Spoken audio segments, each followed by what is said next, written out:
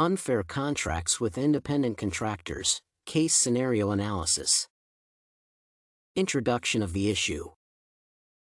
Gator Pty Ltd was contracted on June 7 to provide gate entry services to a concert by Lil Z for a sum of $100,000 on September 7. However, petrol prices skyrocketed, increasing transportation costs and labor shortages doubled the wage rates for Gator's staff hiring. Gator's manager, Gus, calls Mike to cancel the contract due to increased costs, but finding no other alternatives, Mike offers an extra $50,000 to Gator for the services. After the service is offered, Mike only pays $100,000 and refuses to add the promised $50,000. Gus can convince the court that Mike must pay the promised $50,000 based on the Independent Contractors Act 2006 recognized in law. The Independent Contractors Act 2006 ensures that independent contractors are not entangled in unfair contracts. It allows the contractor to place a request with the court for a review of the contract terms. In its decision, the court may change the terms of the contract or set it aside entirely. Mostly, this law allows the case to proceed before a court due to harsh or unfair terms. Rise and fall clauses also protect contractors from the impact of inflation on building materials and labor. Waltons Stores, Interstate, Ltd vs. Maher provides that a court action may be taken based on a promise under the equitable estoppel doctrine. Application. Gator's contract with Mike was a special kind because it involved paying labor wages. However, the case study does not mention the inclusion of the rise and fall clause, where contracting parties would have accounted for changes in prices between the date of the contract and the implementation date. For example, the labor price index would have helped the parties determine how many changes to expect in hiring Gator's staff.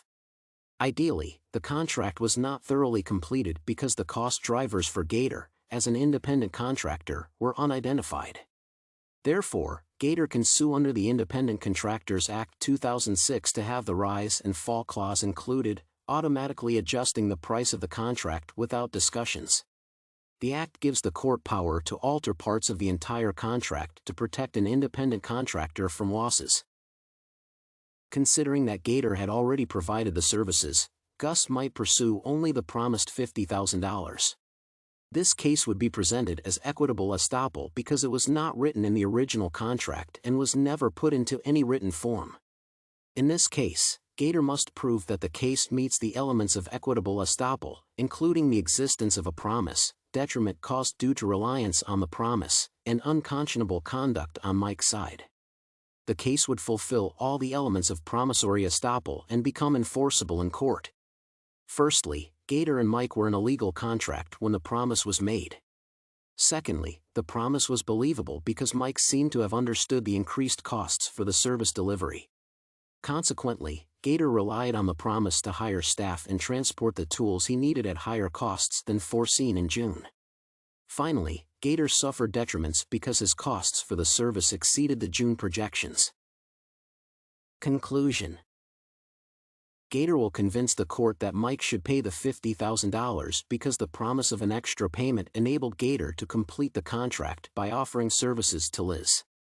Otherwise, Gator Pty Ltd business will suffer a financial loss.